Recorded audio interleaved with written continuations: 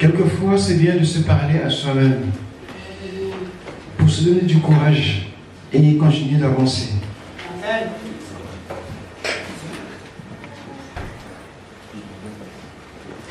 Les choses ne sont pas toujours faciles autour de nous.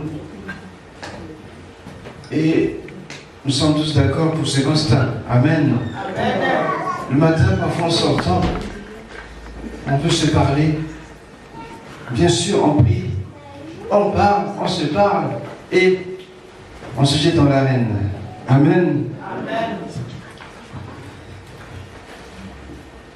J'ai partagé le même texte du premier service, Proverbe 13, les versets 17 à 18.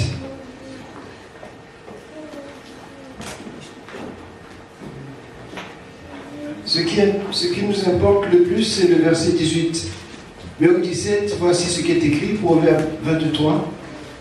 Que ton cœur n'envie point les pécheurs, mais qu'il ait toujours la crainte de l'Éternel. Souvent, on est tenté de regarder ailleurs comment ça marche, pourquoi ça marche, et chez moi, ça ne va pas. Ça arrive parfois. On fait la même chose, mais les autres réussissent, pas moi.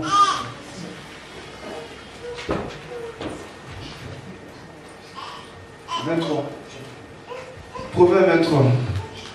Amen. Amen. Proverbe 23, 17 à 18. Mais on nous dit ici qu'il est toujours la crainte de l'Éternel, de ne pas envier les pécheurs. Et dans le verset 18, tu vas le lire pour toi-même, à haute voix, tu t'écoutes le lire. J'espère que vous avez tous vos Bibles. Amen. Amen. C'est pour t'encourager toi-même. C'est ce que Dieu veut pour toi. Que tu réalises que oui, là-haut, quelqu'un veille sur moi. Il me dit de ne pas me décourager, mais d'avancer, de continuer d'avancer. Amen. Amen. Le verset 18 dit, car il est un avenir, et ton espérance ne sera pas anéantie. Alléluia. Amen. Tu as un avenir, bien-aimé. Amen. Tu as un avenir. Amen. Il a dit qu'il y a une espérance en toi. Et Dieu dit qu'elle ne sera pas anéantie. Amen. Est-ce que tu crois, bien-aimé? Amen. Moi, je le crois. Amen. Vous savez que la vie, c'est un défi jour après jour. Il faut savoir relever le défi. C'est comme un marathon. Parfois, on est fatigué. Mais quand tu as un coach qui est à côté de toi, il dit courage, vas-y. Continue, vas-y. Et ce que Dieu te dit ici, car il est un avenir. Et ton espérance ne sera pas anéantie. Parce que Dieu sait que tu vas arriver. Amen. Il est comme au bout, il sait que tu vas arriver. Courage, lève-toi. Continue, ne te décourage pas. Amen. Bien sûr que l'espérance et la foi sont très proches. C'est comme des voisines. Amen. Amen. Et on se dit que la foi est une ferme assurance des choses qu'on espère. Vous voyez, il y a espère ici. Les choses qu'on espère. Ce sont des choses de tous les jours, des choses de la vie qu'on espère. Dans tes projets, dans tes ambitions, bien aimé, des choses que tu aimerais avoir, tu espères. Alléluia. Amen. Soit pour toi, autour de toi. Mais parfois, ça peut être des choses légitimes. Et tu as un droit d'espérer avoir ces choses. Que ce soit la santé, que ce soit le bien-être, que ce soit les affaires. Bref, tu as un droit d'avoir, tu as un droit d'espérer. C'est-à-dire qu'il n'y a pas de limite. Alléluia. Amen. Non. Seulement, il faut être dans la volonté de Dieu. Il faut être dans la crainte de Dieu. Ne cherche pas, mais comment l'autre fait? Pourquoi lui réussit, mais pourquoi pas moi? Non. Toi, tu restes dans la crainte de l'Éternel. Et on nous dit plus bas que c'est une démonstration des choses qu'on ne voit pas. Effectivement, nous tous ici, nous sommes sauvés, du moins. Amen. Amen. On ne peut pas démontrer qu'on est sauvé. Mais nous sommes rassurés que nous sommes sauvés. Et nous marchons en fonction de ce salut. Nous agissons par rapport à notre salut. Nous sommes sauvés. Et nous démontrons cela. Mais les choses qu'on espère, on les attend encore et ne sont pas encore accomplies. Tu attends quelque chose? Tu ne peux pas dire à quelqu'un qui, par exemple, va se déplacer. Tu dis que, écoute, par la foi ou bien prends le train parce que fais comme si tu te disais, ça ne marche pas. Amen. Amen. Non, c'est pas comme ça que ça marche. Il y a des choses qu'on espère, des choses qui se demandent par la foi. Mais il y a des choses aussi, entre les deux, parfois on a du mal à se situer. Mais ce matin, Dieu est ton coach. Amen. Il te dit, ton espérance ne sera pas anéantie, car tu as un avenir. Amen. Vous savez, quand on espère, parfois on ne le dit pas, mais ça reste dans le cœur, dans la tête, quelque part, on fuit en nous.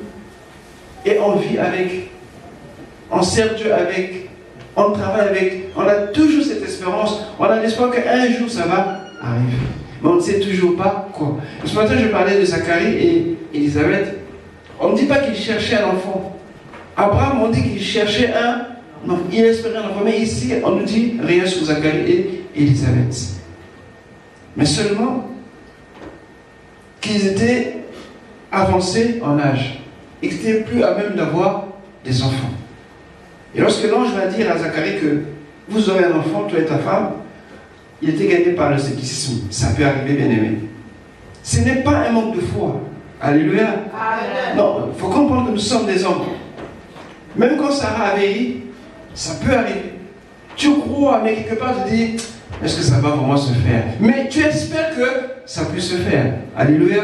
C'est ton ardent désir. Tu veux, tu espères. Mais tu fais semblant comme si, est-ce que ça peut encore marcher?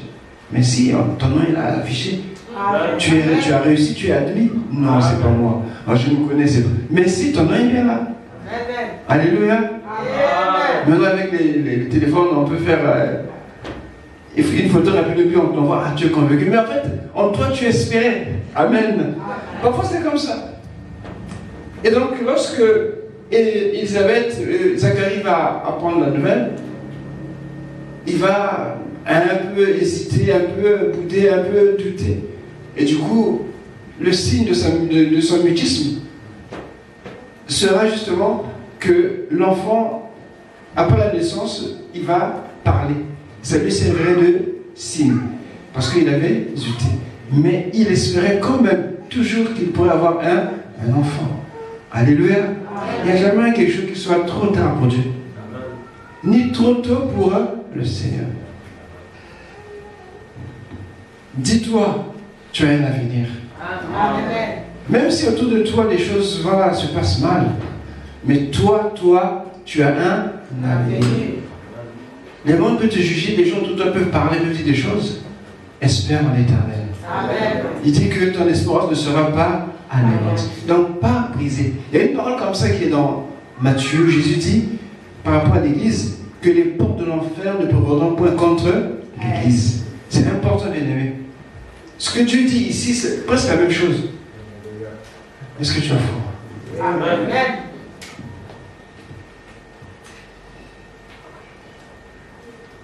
Et je viens pour notre quotidien. Je disais tout à l'heure que le quotidien parfois est difficile. Parfois il est difficile. Mais nous vivons avec le Seigneur et nous faisons avec le Seigneur. Quand nous sommes remplis des projets pleins d'espérance, on ne doit jamais se décourager. Même si ça tarde, la Bible dit que Dieu éprouve les cœurs et les reins. C'est important de savoir que même si tu ne dis pas, mais Dieu voit ce qui est dans ton cœur. Il sent ce qui est dans tes entrailles. Et il sait ce qu'il te faut. Et il sait quand est-ce qu'il peut te le donner. Mais l'espérance, en fait, c'est comme un moteur. Ça te permet de toujours te projeter de l'avant. De ne pas dire, bon, mais c'est fini, je m'assois, je ne fais plus rien. Non. C'est comme lorsqu'on vient dimanche après dimanche. Parce que lorsqu'on vient, on a l'espérance que Dieu va faire quelque chose. L'espérance nous fait projeter, nous pousse à aller de l'avant. Toujours et toujours. Quand nous courons bien, quand tu es un marathon, même ceux qui sont au milieu, ils espèrent arriver en tête. Ils n'abandonnent pas. Alléluia. Et ceux qui sont en tête courent toujours pour arriver en premier. Et l'espérance, c'est ça seulement. C'est ce qui nous pousse à aller à avancer avec Dieu. On doit toujours avoir l'espérance. Amen. Et quelquefois, ce sur quoi nous comptons peut parfois nous faire douter. Mais Dieu n'agit pas comme ça. Un homme peut te faire douter parce que ce jour-là, il est de bonne humeur et le lendemain, il change d'avis. Ça, c'est l'homme. Mais, oui, j'en veux plus. Oh, mais quelqu'un passait avant toi. Mais Dieu n'est pas comme ça. Dieu n'est pas comme ça. Quelqu'un peut lire Luc 24, verset 21?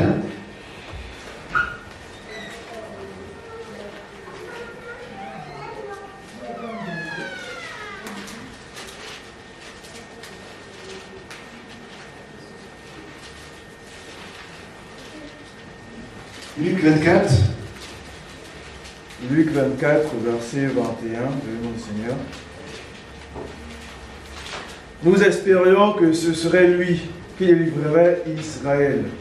Mais avec tout cela, voici le 3e jour que ces événements se sont produits. Amen. Amen. Voilà les deux disciples qui étaient vraiment déçus. Ça se voit. Ils disent, nous espérions que ce serait lui qui délivre. Ils parlent au passé. Mais Jésus n'est jamais passé. Amen. Ce qu'il avait dit, il fallait que ça s'accomplisse. Et ils avaient l'espérance sur ce que Jésus faisait. C'est bien. Mais qu'est-ce qui s'est passé? Jésus a été crucifié. Il leur a dit, je vais ressusciter. Mais pour eux, la résurrection, c'était quelque chose. Vous savez, quand nous venons le dimanche au culte, nous célébrons la résurrection. C'est-à-dire la Pâque. Amen. Alléluia. Amen. C'est pas un jour comme dans un calendrier que c'est. Non. Ceux qui font là, c'est le calendrier juif. Eux, ils sont encore dans cette Pâque-là. Mais nous, Jésus a changé la Pâque. Nous, c'est la Sainte Seine que nous célébrons. Amen. Amen. On ne va pas aller égorger les agneaux. On ne va pas aller manger pendant une semaine des pains sans levain. Amen. Amen. Non. Il nous a délivrés de ces choses-là. Il nous a libérés de ces contraintes-là. Dieu est bon. J'aime Jésus. Amen. L'évangile nous facilite la vie. Alléluia. Amen. Parce que dans ces fêtes-là, il y en avait 3 où il fallait impérativement se rendre à Jérusalem. Pâques, Tabernacle et Pentecôte. Vous vous rappelez? Où que tu te trouves en tant que juif, même à l'extérieur de la terre, il faut que tu partes à Jérusalem.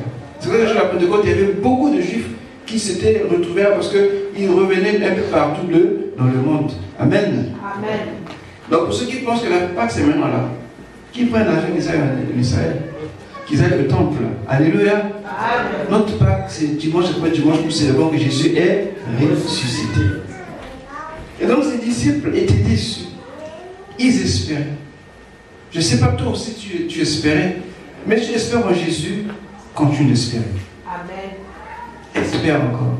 Amen. Et ils attendaient certainement que les choses devaient changer. La foule pour Jésus, quand je lis Marc 11, le verset 9 au verset 10,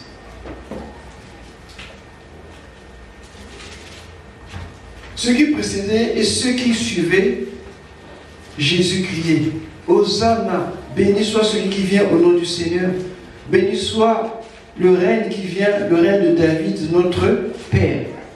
Et quelque part on dit, fils de David, notamment dans Jean 12. Parce que pour la foule, Jésus était le roi qu'ils attendaient. Donc ils en avaient assez des Romains et tout ce qui pesait sur eux, ils voulaient un roi à eux, donc un juif. Parce que Hérode était iduméen. Il était un descendant d'Ésaü. Et donc les Juifs voulaient un roi à eux. Amen. Amen. Et quand Jésus est rentré à Jérusalem, ils ont dit que voilà, c'est le roi. Mais ce n'est pas ce que Jésus voulait. Mais la foule espérait que Jésus soit le roi. Il y a des grandes attentes parfois autour du Seigneur. Et quand on voit les pharisiens, les hérodiens ou les sadducéens, Jésus était une menace qu'il fallait éliminer. Et pour les disciples d'Emmaüs et tous les autres, comme on vient de voir ici, Jésus était le libérateur. Parce qu'il est écrit que nous croyons que celui qui devait libérer Israël. Donc ils voyaient en Jésus un Moïse, un deuxième Moïse. Et toute leur espérance à ce moment-là s'est écoulée parce que Jésus n'a été ni roi, ni libérateur et tout ce que vous voulez. Mais il est le roi des rois, le Seigneur des seigneurs. Il est Dieu créateur. Et on ne peut pas le caser, le mettre dans des cases que nous voulons qu'il soit comme ça, qu'il fasse comme ça. Mais il te dit, espère. Amen. Je sais, au premier service que Jésus était considéré, pouvait être considéré comme un vrai révolutionnaire. Pourquoi? Amen. Amen. Parce que les religieux, ils ne rentraient pas dans les codes de la société en ce temps-là. Avec les religieux, ça ne marchait pas. Amen. Parce que quand ils parlaient et quand ils agissaient, ils ne parlaient pas comme eux. Il y avait une différence. Leur rituel, Jésus était au-dessus des rituels. Ce que eux observaient, Jésus n'observait pas les autres. Donc du coup, ça ne marchait pas. Et au niveau de la politique, Hérode le roi voulait bien le voir. Il dit non, il ne m'intéresse pas. La politique, ce n'est pas mon affaire. Alléluia. Amen. Et socialement, ou dans la société, Jésus était avec toute catégorie de personnes. Les pécheurs, les prostituées, les lépreux, tout ce que la société rejetait, Jésus les reçut. Donc Jésus était quelqu'un qu'on ne pouvait pas dire qu'il est comme ci, il est comme ça. Mais il était partout à la fois. Dans le temple, il était là en train d'enseigner, de guérir. À la cité, pareil. En invité, il était toujours partout. Et les gens avaient du mal à le cerner. Alléluia. Amen. Et les disciples, justement, après qu'ils soient morts, comme ils n'étaient pas au courant, ils étaient alors désespérés. Il dit, nous espérions que ce soit lui. Mais qu'il a dit que ce n'est pas lui. Mais Jésus a fait plus qu'aucun homme pouvait faire. Il a fait au-delà de toutes les attentes que personne ne peut imaginer. On peut avoir ce que l'on veut, mais ça va rester. Mais ce qui est véritable, c'est la vie éternelle. Il nous a donné la vie éternelle. Il a ôté le péché. Ni un prisonnier empereur, ni un homme puissant ne pouvait ôter. Même un homme ne peut pas ôter le péché. Mais Jésus est venu, il a ôté le péché. Amen. Il nous a donné la vie en abondance. Alléluia. Amen. Et il nous dit d'espérer. Parce que le gros travail, il l'a accompli. Amen. Et ce qui reste là, il te dit espère. Amen. Espère, amen. Espère, car tu as un avenir. Amen. Et ton espérance ne sera pas anéantie. Dieu ne va pas t'oublier. Mais les choses que Dieu fait d'abord dans nos vies, parfois on ne se rend pas compte à notre insu, mais Dieu agit. Amen. Oui, à ton insu, le Seigneur agit. Tu ne le sais pas, mais il agit parce qu'il pense à toi. Et quand tu es désespéré, tu ne fais aucun effort. Tu viens plus au culte, tu ne pries plus, et qu'est-ce qui se passe? C'est comme un terrain qui est abandonné, les mauvais herbes vont pousser. Mais quand tu as l'espérance, tu prends soin, tu entretiens, c'est comme une flamme. Et chaque fois quand ça commence à baisser, tu mets le mot. Alléluia. Amen. Espère, béni. Car tu as un avenir. Ne dis pas que c'est fini, non, c'est pas encore fini. C'est pas encore fini. Dieu est capable de te surprendre. Et j'aime quand Dieu me surprend. Et même si les traces du temps deviennent de plus en plus marquantes, peu importe. L'exemple d'Abraham est suffisant pour dire que espérons contre toute espérance. C'est-à-dire au-delà des limites humaines, Dieu a toujours son dernier mot. Amen. Et comment espérer? On espère sur ce que Dieu dit. Espère sur les paroles, sur les promesses de Dieu. Amen. Il faut que tu les connaisses, ces promesses. Il faut que tu connaisses sa parole. Tu ne vas pas espérer sur des choses que ton oncle a dit, ou bien, c'est pas quelqu'un a dit. Non, espère sur ce que l'Éternel a dit. C'est pour ça que le psaume dit, espère en l'Éternel. Mets en lui ta confiance et il agira. Amen. Espère en l'éternel. On ne dit pas avoir foi. Tu as la foi. Si nous sommes, c'est parce que nous avons la foi. Mais l'espérance, c'est des choses qui nous échappent, que nous voulons avoir. Particulièrement ces choses qui peut-être peuvent agrémenter notre vie. Ça peut être dans le travail, ça peut être dans le foyer, ça peut être dans la famille, ça peut être, peu importe. Chacun de nous a le droit d'espérer quelque chose qui lui est propre. Amen. Amen. Et quand cela est conforme dans la parole, bien aimé, espère. Amen. Espère, espère, espère. Car ton espérance ne sera pas anéantie. Et même si tu es mal, dis à ton âme, j'ai un avenir. Amen. Je ne m'arrêterai pas ici, j'ai un avenir. Le pasteur m'a dit souvent qu'on est jeune jusqu'à 99 ans. Je dis, ah, t'exagères. Alléluia.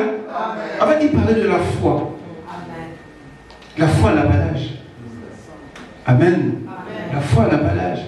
La foi va avec l'espérance. Espère. Et tu vas faire des choses dans la foi. Parce que tu espères. On va me dire, mais qu'est-ce que tu fais? Mais laisse tomber, qu'est-ce que tu fais? Mais j'espère. Je crie, j'espère. Fils de David, aie pitié de moi, j'espère qu'il va m'entendre. Mais j'ai foi qui peut me guérir. Et je crie à lui. Amen. Nous comprenons que Dieu ne veut pas que tu restes dans cet état. Pour dire que, ah, mais moi, c'est bon comme ça. Bon, d'accord, si ça vient pas, tant pis. Non. Tu as un avenir. Amen. Dis à ton âme, j'ai un avenir. J'ai un avenir. Il est dans notre nature bien-aimée de demander des choses. Nous sommes avant tout des êtres de besoin. Alléluia. Amen. Et nous avons un Dieu qui s'appelle Jéhovah Jireh. Amen. Vous savez, quand il y a l'anniversaire, par exemple, on sait quand on va recevoir des cadeaux. On le sait. Bon, peut-être pas tous, mais la plupart d'entre nous, au moins, savent qu'ils peuvent recevoir un cadeau. Même si c'est un ou deux, peu importe. Mais on sait que ce jour-là, j'aurai quelque chose. Moi, je comprends le cas des fêtes de fin d'année où des enfants savent qu'ils auront des jouets. Ça, il n'y a rien à faire. Amen. Ils savent qu'ils auront des jouets. Ils sont contents même. Et leur attitude même montre qu'ils auront des jouets. Ça, c'est la foi. Amen. Mais par contre, il y a un autre côté qu'ils ne maîtrisent pas, c'est la surprise. Comment sera ce jouet? Alléluia. Amen. Même si aujourd'hui, maintenant, on fait des lits, tout, mais il y a toujours des surprises. Et c'est là l'espérance. On sait que quand ça viendra, il y aura ceci. Mais qu'est-ce qui viendra? Alléluia. Amen. Espère, bien aimé. Amen. Espère, espère, espère. Mon âme, j'ai un avenir. Amen. J'ai un avenir. Alléluia.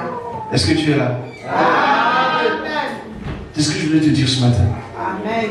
Que tu réalises que ton espérance ne sera pas anéantie. Amen. Amen. J'aimerais que tu parles maintenant. J'ai parlé, moi. J'aimerais que tu parles maintenant avec le Seigneur. Alléluia. Dis à Dieu ton espérance. Et en parlant au Seigneur, tu te motives toi-même. Dis que mon âme parle, s'exprime devant Dieu. Parce que la foi, bien aimé, c'est aussi parler.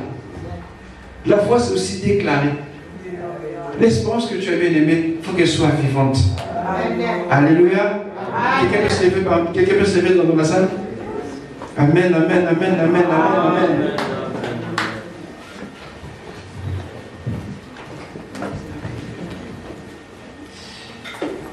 Bien-aimé, je t'encourage ce matin à espérer en l'Éternel. Alléluia.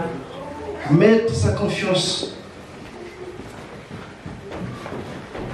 Et même si c'est la deuxième fois que tu reprends, la troisième fois, peu importe, la septième fois, peu importe, espère. Amen. Espère, espère, espère. Alors tu vas prier. Tu vas dire au Seigneur, sur ce que tu connais de Dieu, par rapport à ta situation, ce qui est légitime, parle au Seigneur. Dis Seigneur, j'espère ceci. Je veux ceci. J'espère ceci parce que tu as dit, ta parole déclare, bien-aimé, commence à confesser cela. Et c'est pour toi seul. Tu es devant le Seigneur, tu es devant ton Père. C'est quand on demande quelque chose à son Père, on sait qu'il va le donner. Même si tu dis non aujourd'hui, mais à l'instant, le soir, même avant la nuit, il peut toujours donner. Parce que tu sais que ton Père va le faire. Tu as cette assurance. Ça, c'est la foi. Mais l'espérance, c'est que tu attends quelque chose de lui.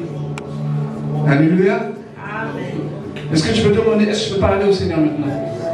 Bien-aimé, j'aimerais te prier de le faire. Il faut que tu te motives toi-même, tu réalises cela. Que le Seigneur est là avec toi, qu'il est à tes côtés. Il te dit, espère. Qu'est-ce que tu attends de la part du Seigneur? Que demandes-tu à Dieu? Quelle est ton espérance? Quelle est ton espérance? Peut-être que toi tu l'as pas. Peut-être que quelqu'un autour de toi aspire quelque chose. Tu peux intercéder pour la personne. Alléluia.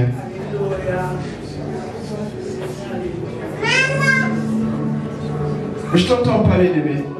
Sens-toi libre. Sens-toi libre, bien-aimé. Lève ta voix. Sens-toi libre. Parfois c'est bien de parler. Parfois c'est bien de se parler à soi-même. La prière, c'est aussi communiquer avec Dieu.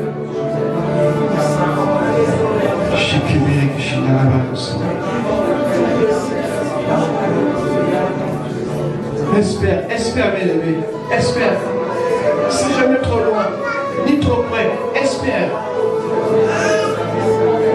Tu as un avenir. Tu as un avenir, bien-aimé. Le lendemain appartient au Seigneur. Et chaque fois qu'il y aura un jour, il y aura un soir.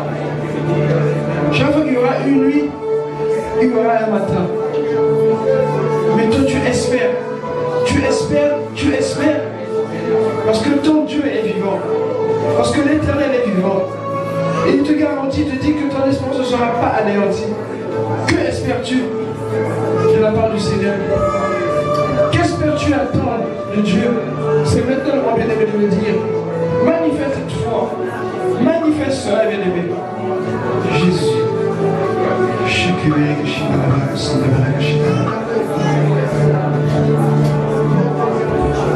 ne sais pas si tu t'es découragé, si tu t'es abattu, si tu n'arrivais plus à avancer, mais tu as un avenir. Oui, tu as un avenir. Ceux d'Emmaüs ne savaient plus. Ils avaient perdu espoir. Ils disaient que certainement, ça ne marchera plus. Certainement. Mais alors qu'il va être délivré du plus grand dictateur qui pouvait exister, c'est-à-dire la mort, le péché, la mort. Ce tyran qui menace encore aujourd'hui. Mais pour toi, Jésus l'a complètement, alléluia, terrassé. Et t'a donné la liberté de parler à Dieu, d'espérer en ses promesses, de croire en sa parole. Alors, bien-aimé, c'est toi. Tu as un avenir. Et je vois un avenir à Dieu. Un avenir brillant. Je vois un avenir. Alléluia.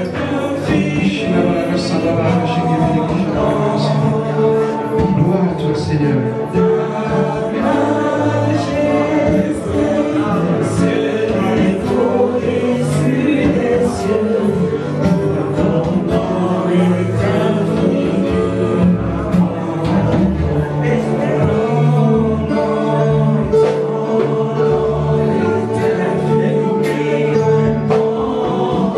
Son nom est grand.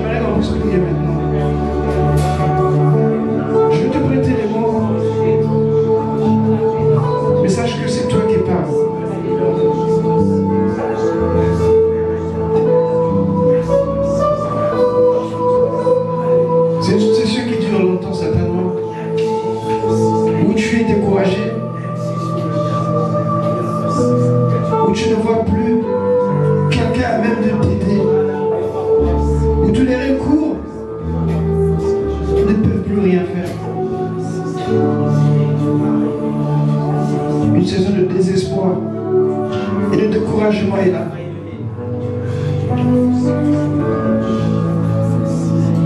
Tu t'entends dire, tu as un avenir. Tu t'entends dire que tu as un avenir. Écoute, la peur parfois nous fait perdre les moyens. La peur parfois nous limite. Mais Dieu ne peut pas être limité. Et n'aie pas peur de demander quelque chose à Dieu, ni d'espérer quelque chose. Parce que tu as un avenir. Oui, tu as un avenir. Et c'est Dieu qui détermine le lendemain. C'est lui qui prend soin. Si tu crois que le Seigneur peut toucher, si tu crois que le Seigneur peut faire quelque chose dans ta vie, si tu crois que le Seigneur est là pour toi, même si tu sembles voir le contraire, mais tu es rassuré que le Seigneur est là, alors je t'invite à faire ce pas de la foi. Lève simplement la main.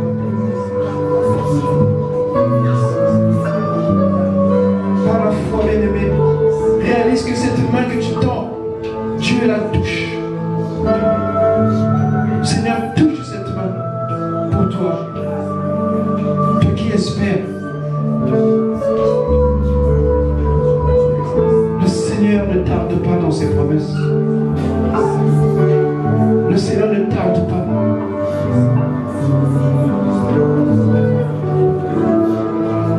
Alors je veux prier.